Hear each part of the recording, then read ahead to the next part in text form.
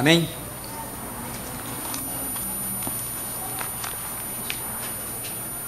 Joel capítulo 2, verso 28.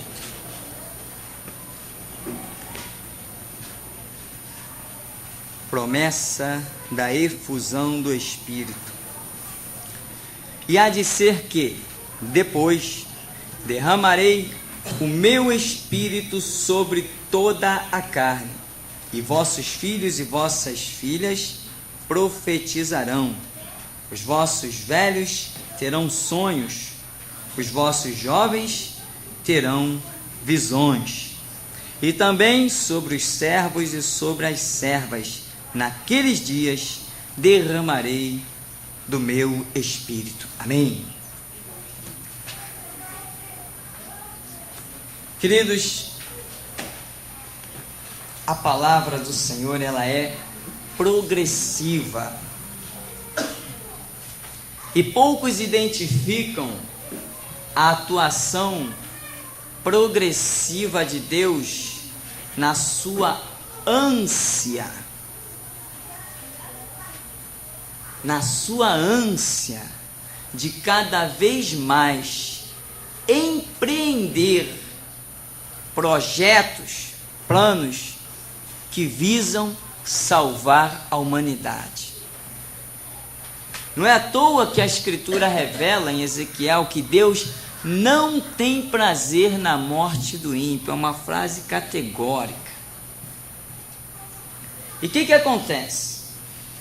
Nós vivemos lá no passado, no tempo da lei, um projeto já glorioso, né? Deus deu uma lei a um povo.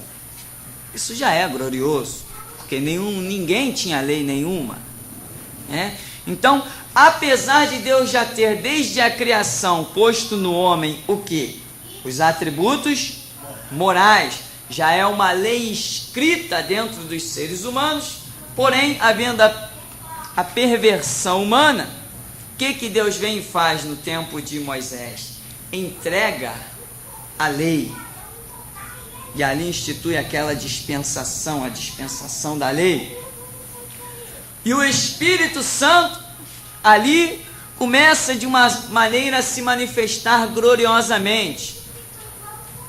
Porém, a ânsia de Deus por salvar a humanidade vai crescendo. Vai crescendo a ânsia de Deus por salvar a humanidade. Até que em João 1:29, João Batista olha e diz: eis o Cordeiro de Deus que tira o pecado do mundo.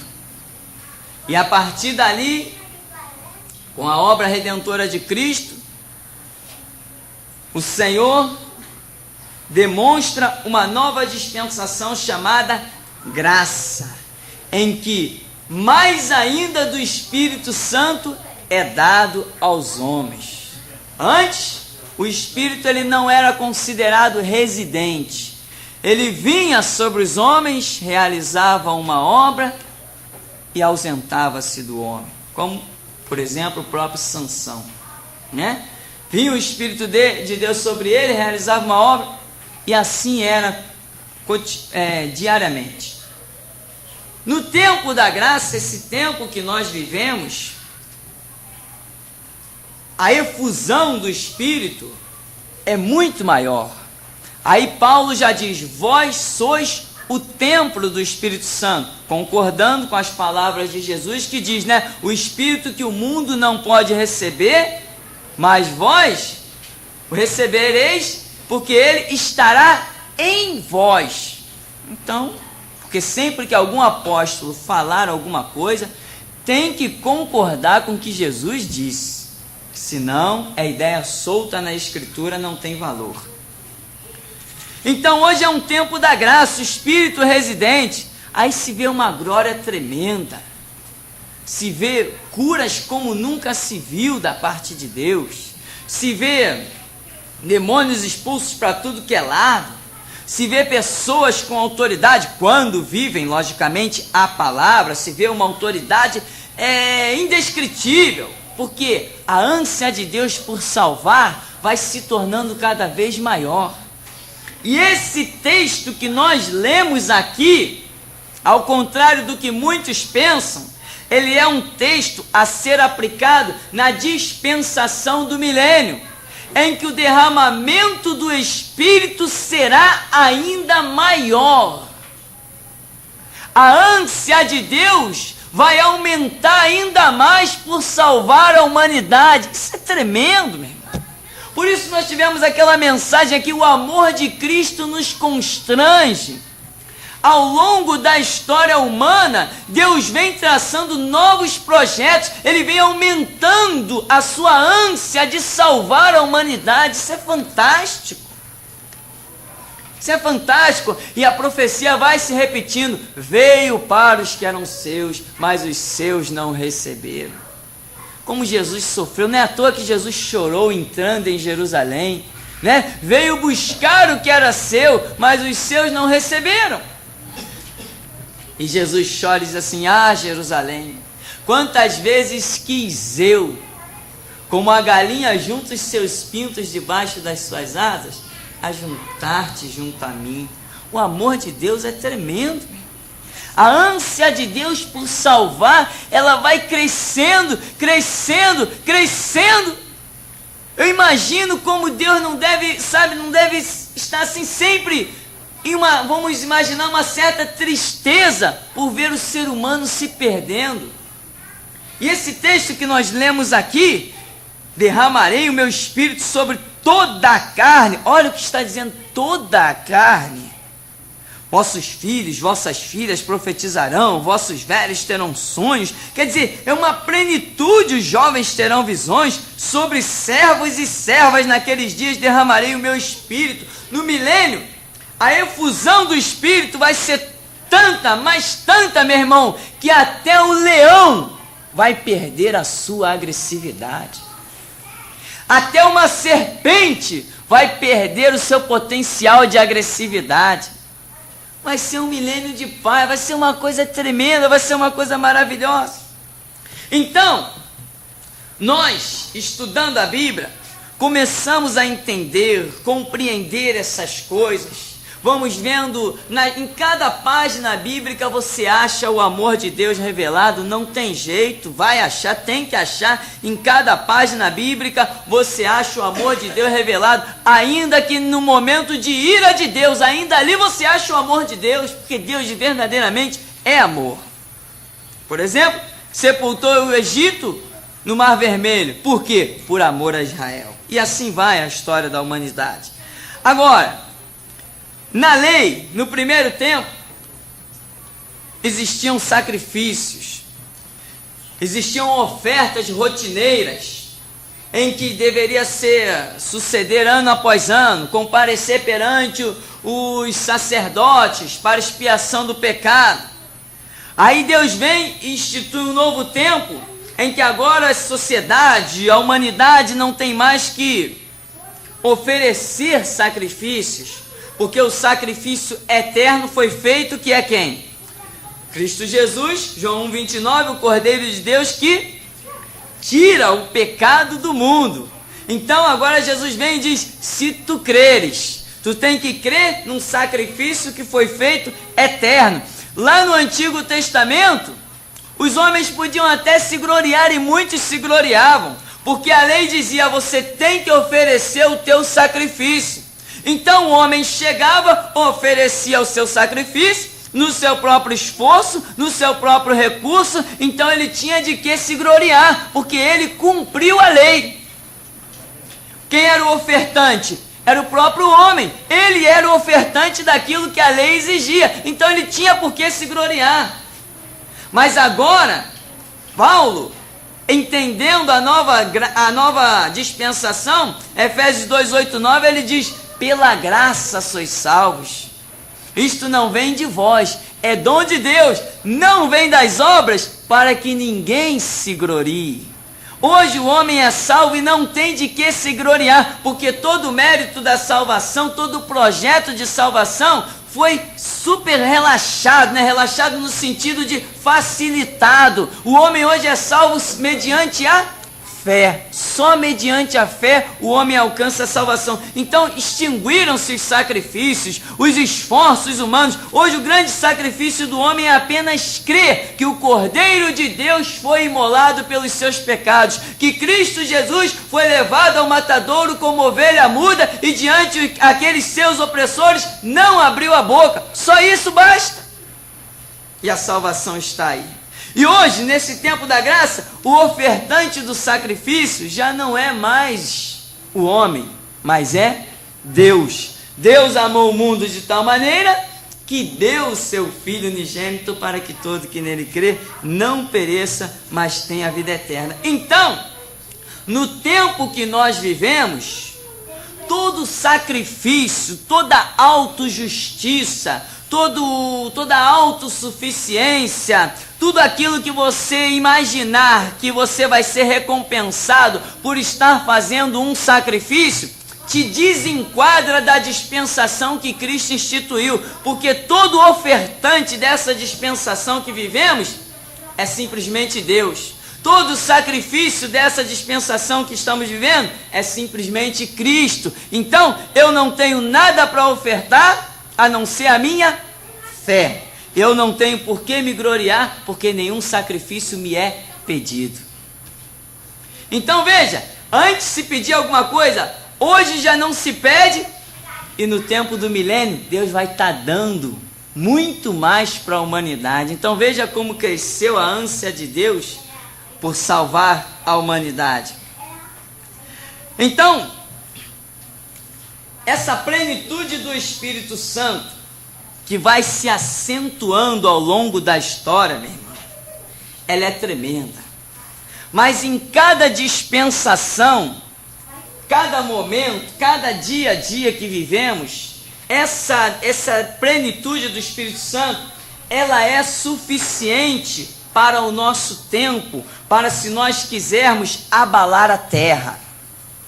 No tempo da lei, um jovenzinho chamado Davi confrontou um gigante chamado Golias, no tempo em que o Espírito de Deus vinha sobre o homem e se ausentava. Aquele jovem creu em Deus e disse o quê? Toda a terra saberá que há Deus em Israel. E não soube. E até hoje não se sabe que realmente houve um Deus pelejando por Israel. E até hoje não se sabe que esse Deus continua pelejando por Israel. Se sabe. E hoje, no tempo da graça, meu irmão, quando os apóstolos saíram a pregar, disseram deles o quê? Estes que transtornaram o mundo chegaram também até nós. Meu irmão, nós estamos vivendo um tempo que a dispensação do Espírito é suficiente para que você, com palavras, transtorne o mundo. Eles saíram pregando o amor de Cristo Jesus, saíram pregando a salvação, saíram pregando o perdão dos pecados, e esta mensagem, ela tem tanta unção, ela tem tanta glória, que isso aí muitos ficaram transtornados. Que nem o rei Herodes, quando os magos chegaram e disseram: onde está aquele que é nascido rei dos judeus? Vimos a sua estrela no oriente, viemos adorá-lo. Como é que é? O homem ficou transtornado, maquinou, projetou matar o então que tinha nascido, o Senhor Jesus que tinha nascido, estava ali pequeno. Ele pegou dos magos o tempo, 2 anos, tal, esquematizou tudo. Quando os magos foram embora, ele mandou matar todas as crianças de 2 anos para baixo, tentando no meio dessas matar Jesus, que é o rei. Mas o plano de Deus não pode ser frustrado. O plano de Deus não pode ser, meu irmão, anulado. Deus tem um plano na tua vida. Deus tem um plano na tua vida quando? É hoje, nesse tempo. O Espírito é pleno para que você seja cheio dele. É nessa hora, meu irmão, que você precisa se levantar.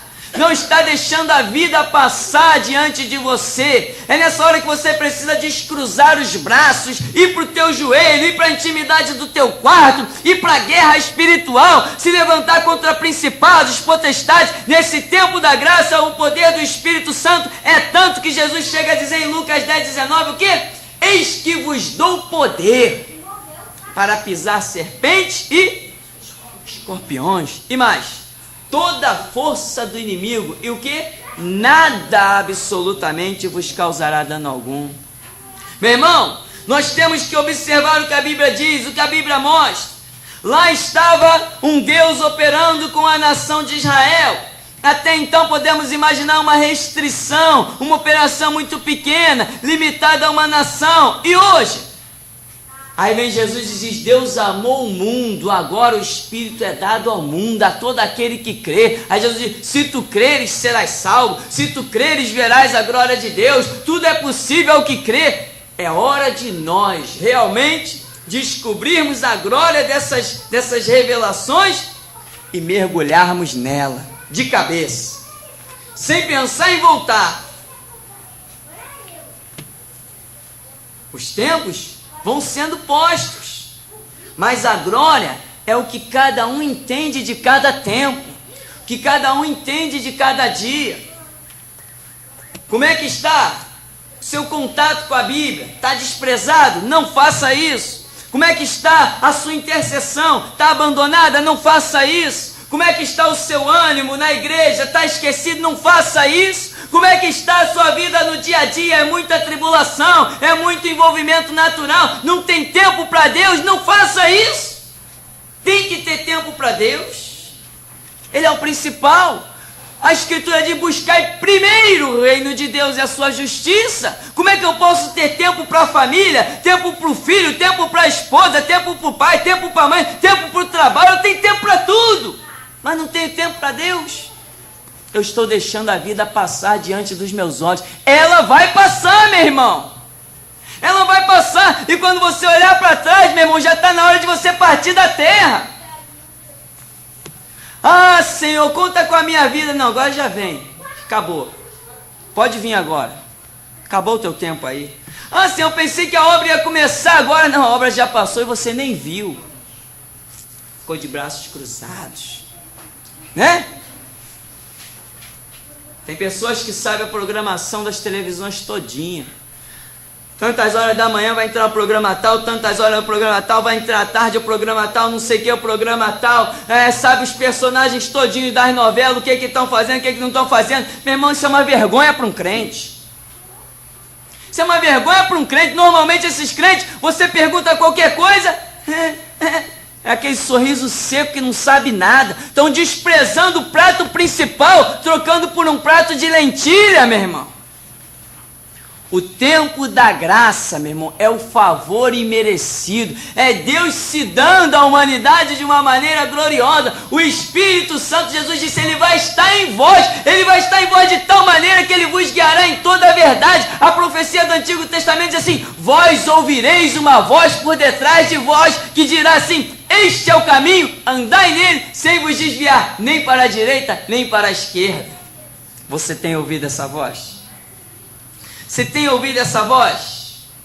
Mas agora, essa voz dentro de você não é uma voz de trás, não. É uma voz lá dentro. Este é o caminho, andai nele. Andai no caminho da oração. Andai no caminho da perseverança. Andai no caminho da paz. Andai no caminho do amor. Andai no caminho da glória de Deus. Andai no caminho de ser cheio do Espírito.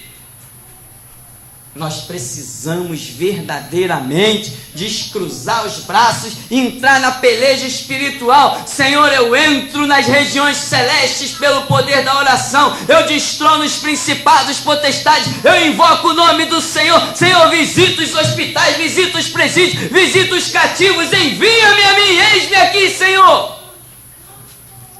Tem, meu irmão, tem que despertar.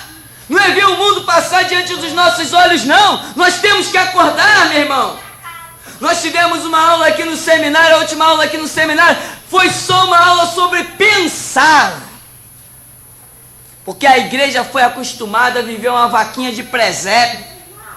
Homens atrás de púlpito, faz assim, todo mundo atrás, fila indiana. Faz assado, todo mundo, veste isso, não usa aquilo, come isso, não come aquilo, compra isso, não compra. A igreja mesmo foi massacrada por homens cegos, como Jesus disse, se um cego guia outro cego, cai no abismo. Meu irmão, é tempo de ouvir Deus pessoalmente. E parar de ser ser guiado por voz humana, porque Jesus diz: o Espírito Santo que estará em vós, ele vos guiará em toda a verdade. Estamos vivendo o tempo da graça. Temos que vestir a camisa desse tempo e ouvir Deus. Não deixar a vida passar diante dos nossos olhos. Nós temos que fazer diferença nessa geração, pregando a justiça, a verdade, pregando a paz, pregando o amor, pregando Deus. Eu tenho que arranjar tempo para Deus. Eu tenho que desesperadamente arranjar tempo para Deus. Nem que seja 10% do meu dia, como um dízimo, entregar diante. O dia tem 24 horas, tem, então 2 horas e 40 minutos pertence a Deus. Trazei todos os dízimos à casa do tesouro. Não é dinheiro não, meu irmão. Eu sei que em outros lugares você só vai ouvir falar de dinheiro, mas aqui nós estamos falando, antes de tu trazer a tua oferta ao altar, traga a tua vida. Porque com a tua vida Deus pode fazer muito mais do que com qualquer oferta. Com a tua voz Deus pode fazer muito mais do que com qualquer milhares de reais que tem nessa terra. Deus quer contar contigo, não com as tuas riquezas, porque do Senhor é a terra, a sua plenitude, o mundo e os que nele habitam. Meu é o ouro, minha é a prata, diz o Senhor. Deus não está preocupado com riqueza. Deus está preocupado com vida. Nesse tempo da graça, Pedro e João, entrando lá no templo, a porta da entrada chamada Formosa, um homem estendeu a mão: eu quero uma esmola, eu quero uma moeda. Pedro, cheio do Espírito da graça de Deus, disse para ele: eu não tenho ouro, eu não tenho prata, mas eu tenho algo que o mundo não tem, Cristo Jesus, eu te dou, levanta e anda. Meu irmão, Deus não usa a riqueza do passado para transformar a vida nos presentes, mas usa o testemunho de homens que viveram, pregaram, morreram por Cristo. E muitos estão hoje, que história bonita, conversa fiada, meu irmão, história sangrenta, de homens decapitados em arenas. A ânsia de Deus por salvar está crescendo. E os que estão percebendo essa ânsia, os que estão se deixando ouvir pelo Espírito Santo, estão ficando sufocados. Tanta gente vivendo mesquinharia, meu irmão. Tanta gente, só porque você não se veste igual a eles, tu passa na rua, a paz do Senhor, meu irmão. Ficam de bico, fazem cara feia, deixa eles viver, meu irmão, as roupas deles. Você vive a veste espiritual, o Espírito da glória de Deus.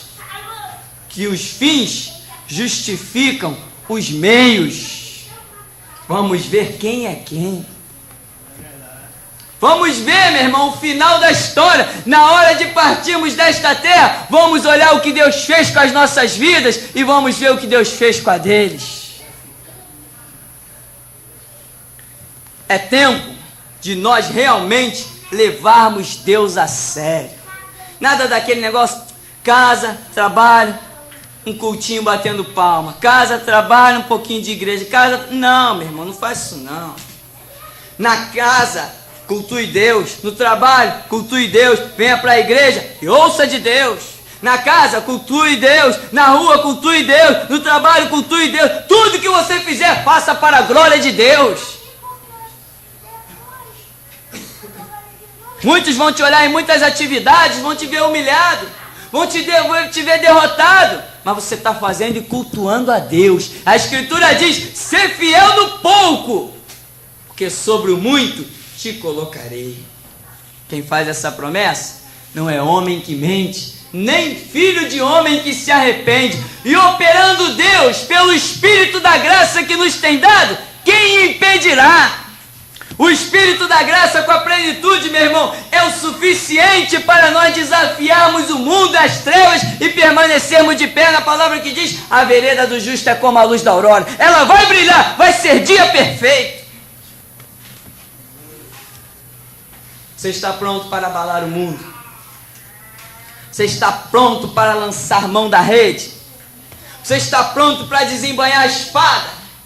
Você está pronto para ouvir o Espírito de Deus? já renunciou tudo, Ele já pode dizer aonde quer te enviar, em que quer contar contigo. Você já está pronto para ouvir esse Cristo glorioso, esse Espírito da graça, ou você ainda não está pronto? Se não está, corre, apressa-te, apronta-te, porque esse tempo da graça também vai passar. Quero deixar uma coisa, meu irmão, para você. Ninguém vive uma vida espiritual nesse tempo da graça e em outro tempo não. Quem tiver uma vida espiritual no tempo da graça não vai entrar na outra dispensação. Essa transação humana, né? Essa dispensação humana. Agora, quem for rebelde no tempo da graça, acaba entrando na outra dispensação, que não vai ser nada boa. Que entre a graça e o milênio, o que temos aí no meio? O reinado do anticristo. Então não é bom vacilar nesse tempo que nós estamos, porque as nações já estão reunidas, o palco já está montado, o anticristo já está prestes a se levantar. Então é tempo de nós fazer, sabe o quê? Entrar no nosso quarto, fechar a porta e ter uma vida séria com Deus. Nesse tempo, meu irmão, vamos ter uma conversa séria com Deus no nosso quarto. Vamos falar com Deus: Senhor, aí minha vida, ó, é isso mesmo que o Senhor tem comigo? Senhor, é isso aí mesmo que o Senhor planejou para a minha vida? É só isso aí mesmo? Se o Senhor me disser que é só isso, tá bom, eu cruzo, eu fico por aqui. Mas se o Senhor disser que não é só isso, eu vou em busca do que o Senhor tem mais comigo. Quantas vezes, meu irmão, diante dessa glória de Deus derramada, desse Espírito da graça, dessa plenitude, você fica limitando Deus, escolhendo o ministério. Eu quero que Deus conte com a minha vida assim, assim, assado, conversa fiada, o plano de Deus é outro.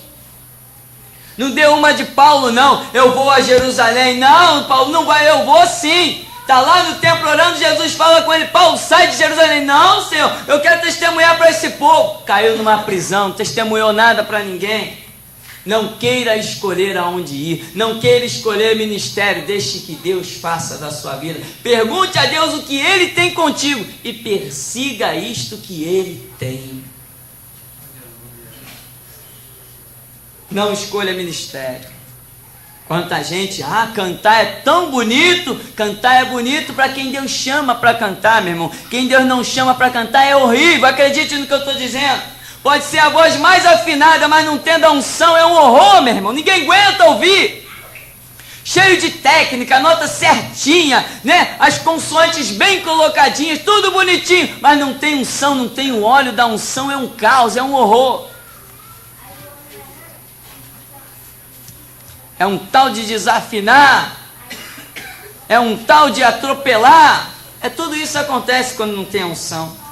Mas é bonito, aparece. Agora, importa que Ele cresça e nós temos que diminuir. Ministério só alcança quem quer que Ele cresça. Se você quiser crescer, meu irmão, você não tem um ministério, não dado por Deus. Se você quiser aparecer, não tem um ministério dado por Deus, não. Amém.